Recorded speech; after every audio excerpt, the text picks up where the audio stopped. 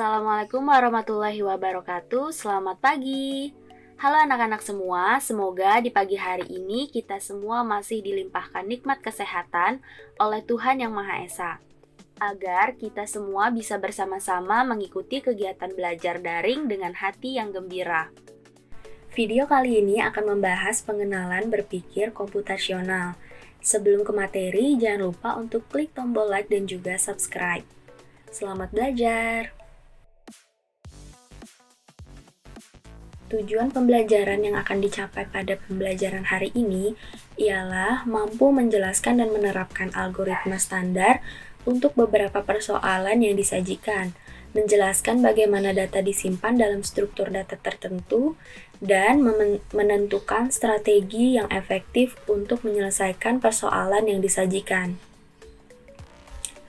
Nah, mungkin bagi Anda sebagai siswa belum mengetahui atau belum mengenal apa itu berpikir komputasional. Berpikir komputasional di sini kita akan berlatih berpikir seperti seorang ilmuwan informatika. Tetapi bukan berarti berpikir seperti komputer, karena komputer adalah sebuah mesin. Kegiatan utama dalam berpikir komputasional ialah menyelesaikan masalah atau yang biasa disebut dengan problem solving, untuk menemukan sebuah solusi yang efisien, efektif, dan optimal, sehingga solusinya bisa dijalankan oleh manusia maupun mesin. Berpikir atau pemikiran komputasi tidak berarti berpikir seperti komputer, melainkan berpikir tentang komputasi di mana seseorang dituntut untuk memformulasikan masalah dalam bentuk masalah komputasi dan menyusun solusi komputasi yang baik dalam bentuk algoritma atau menjelaskan mengapa tidak ditemukan solusi yang sesuai. Dengan kata lain, kegiatan dengan berpikir komputasional adalah mencari strategi untuk mengatasi persoalan apa yang akan diselesaikan. Sebetulnya, hampir semua persoalan sehari-hari mengandung komputasional, yang sehingga bisa diselesaikan dengan bantuan mesin komputer. Sebagai contoh ialah penggunaan robot atau mesin-mesin dalam melakukan proses penjualan di sebuah restoran atau di sebuah swalayan. Nah, kalian bisa melihat video contohnya pada video berikut ini.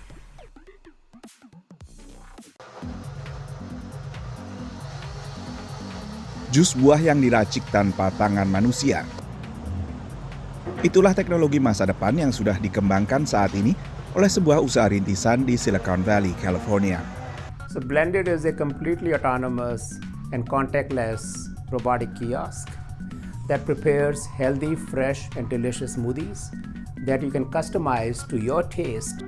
Dulu teknologi seperti ini mungkin dianggap barang mewah, tapi di era pandemi dan pembatasan sosial, semakin banyak perusahaan meliriknya.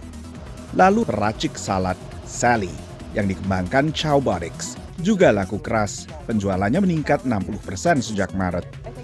I think the advantage is that you can really push Sally to do things that you would never find in a traditional salad bar.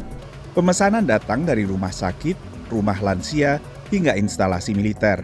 As people are concerned with human beings being involved with their food and the spread of disease, so if you can eliminate human beings from the equation in some way, shape, or form and replace them with robots, people tend to feel safer.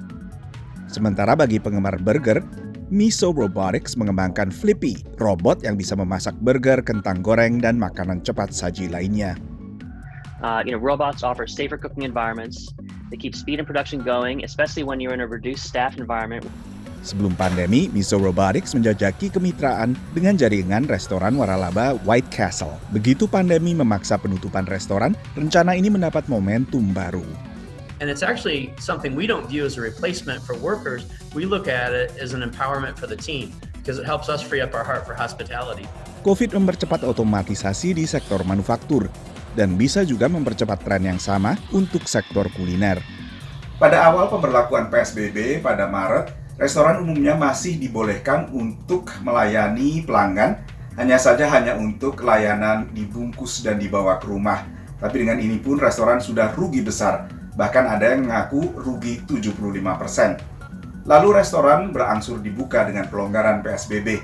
Meski belakangan dengan lonjakan jumlah kasus positif COVID-19 di berbagai wilayah, Berbagai negara bagian mulai kembali membatasi restoran, termasuk diantaranya California.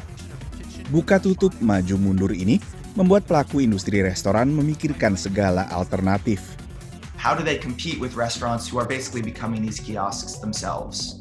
So, to me, the value proposition kind of works, but I'm still skeptical that they'll be very successful. And if they are, they'll be successful during the pandemic, but will go away just as quickly as they popped up. Selain itu, mahalnya harga robot dan biaya perawatan juga menjadi penghalang. And when we automate away the act of cooking, preparing, presenting, sharing food, I deeply believe that we lose a lot that's inherent to that meal, to that experience, and to what it really means to feed and be fed. Pasar bagi robot kuliner pun masih labil. Restoran layanan mandiri tanpa kasir Itza misalnya, akhirnya tutup. Sementara pembuat robot pembuat pizza, Zoom, akhirnya juga menghentikan produksi robot dan beralih ke pembuatan alat pelindung diri. Dari Washington DC, Nova Purwadi, VOA. Nah, sistem komputer pada hakikatnya meniru dunia ini untuk dijadikan dunia digital, sehingga bisa membantu atau menggantikan manusia dalam pekerjaan-pekerjaan yang sulit maupun membosankan. Berpikir komputasional adalah metode untuk menyelesaikan persoalan dengan menerapkan teknik ilmu komputer atau informatika. Tantangan Bebras menyajikan soal-soal yang mendorong siswa untuk berpikir kreatif dan kritis dalam menyelesaikan persoalan dengan menerapkan konsep-konsep berpikir komputasional.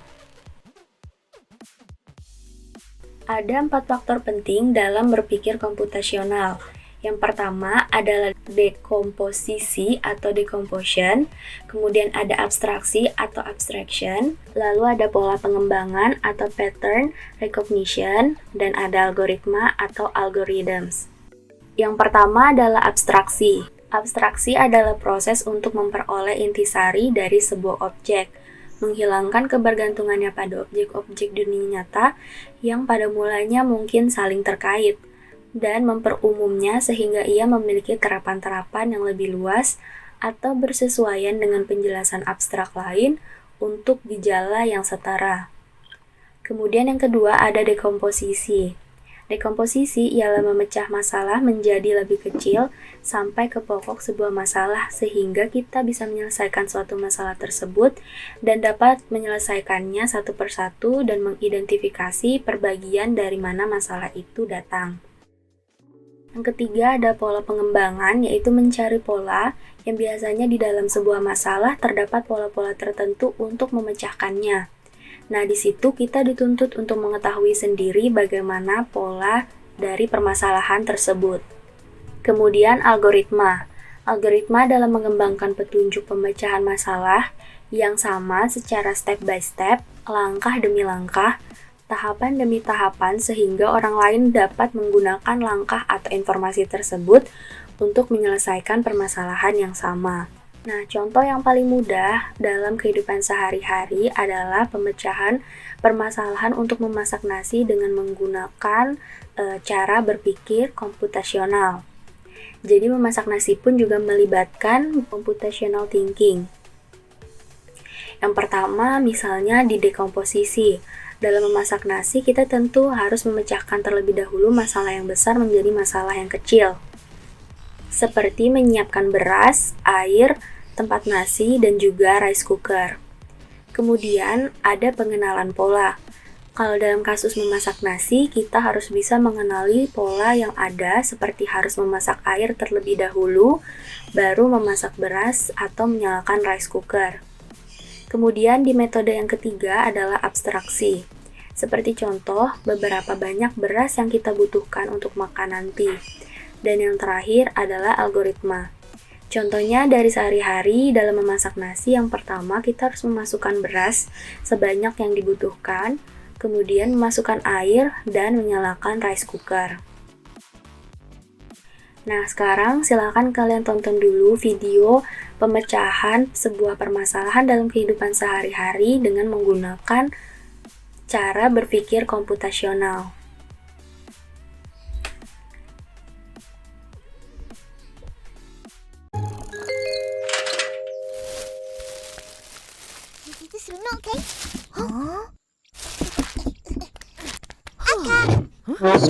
Banyaknya barang akak beli. Yelah, tak payah keluar hari-hari. Ros, pergi mandi dulu dan tukar baju. Takut akak bawa balik virus COVID-19 ke rumah. Betul-betul. Oh, dah pandai cakap virus COVID-19? Opah aja.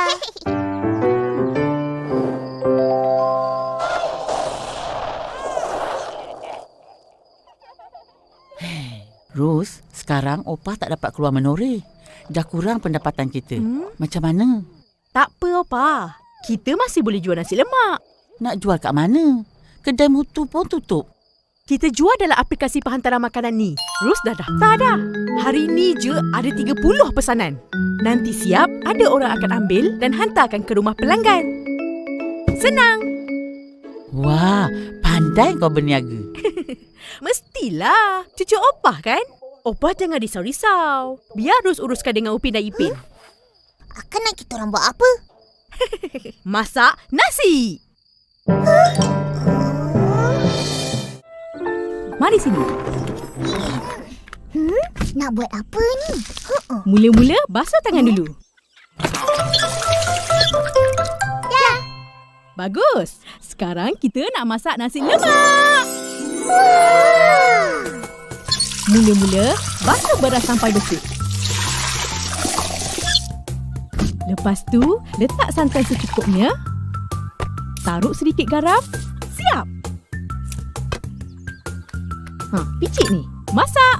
Senang kan? Nanti, bolehlah cerita kat cikgu dengan kawan-kawan yang korang dah pandai masak nasi lemak. Betul tu. Tak sia-sia duduk rumah. Dapat belajar sesuatu. Betul tu, betul.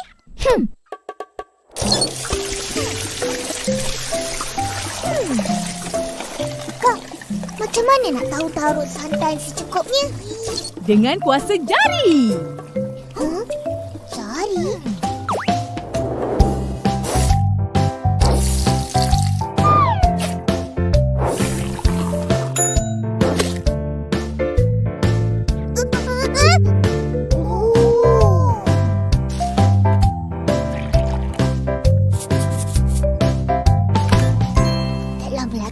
Sekolah buka. Tak sabar nak cakap kat kawan-kawan. Kan, Ipin? Tak tahu lagi ke? Perintah kawalan pergerakan akan diteruskan. Maknanya lama lagi lah tak sekolah.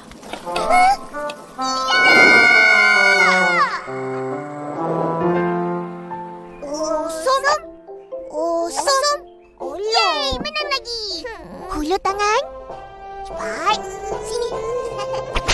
Amalkan penjarakan sosial, patuhi perintah kawalan pergerakan, duduk di rumah. Perintah kawalan pergerakan bersyarat bermula esok.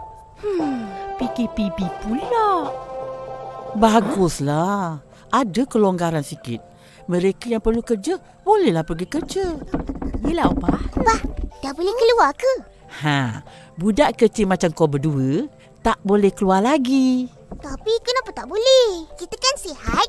Sebab kita sihatlah kena duduk rumah. Kalau kita keluar jalan-jalan dan berkumpul dengan orang ramai, kita mungkin dijangkiti. Lepas tu, kita pula jadi pembawa virus dan sebarkan ke orang lain. Tapi, kalau kita jaga diri sendiri dengan sentiasa basuh tangan, pakai penutup muka dan amalkan penjarakan sosial, bolehlah keluar.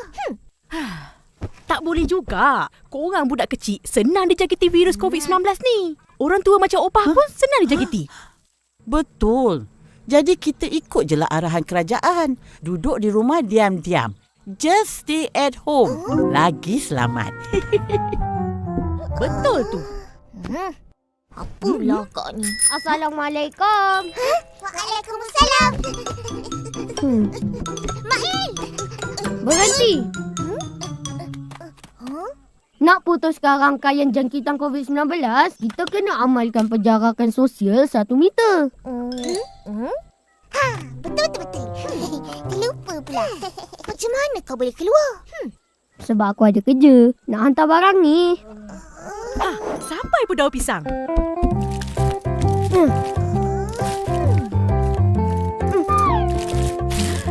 Terima kasih, Mail. Sama-sama. Bye. Bye-bye. Kita pun kena bawa pembaris lah kalau nak keluar. Kenapa pula? Nak tahu jarak 1 meter. Agak-agak je lah. Mana boleh? Bahaya kalau kurang. Kita kena serius untuk melawan virus COVID-19. Ni pembaris. Akak tahu apa nak buat.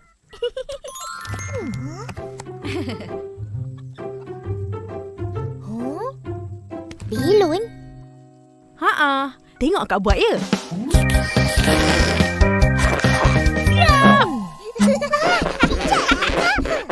Mestilah.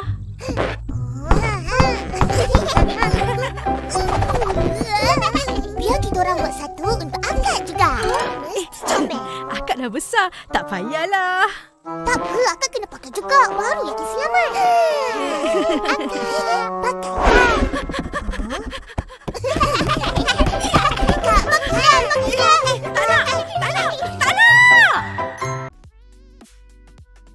Nah, kalian sudah menonton video pemecahan permasalahan dengan menggunakan cara berpikir komputasional pada episode Upin Ipin memasak nasi lemak.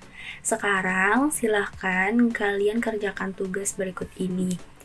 Nah, dari video tadi, coba kalian tuliskan urutan berpikir komputasional dalam memecahkan permasalahan yang dialami oleh Opah dalam video Upin Ipin memasak nasi lemak. Beserta tuliskan juga penjelasan dari setiap faktor.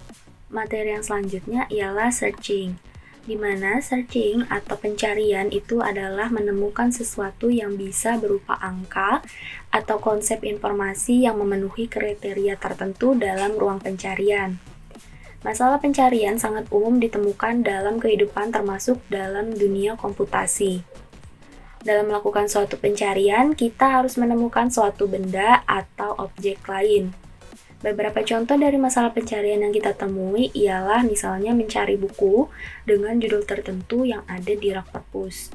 Atau bisa juga mencari pakaian seragam batik yang disimpan di lemari, yang mana pada lemari tersebut terdapat beberapa jenis pakaian. Bisa juga mencari dokumen atau website tertentu dengan pencarian menggunakan aplikasi Google.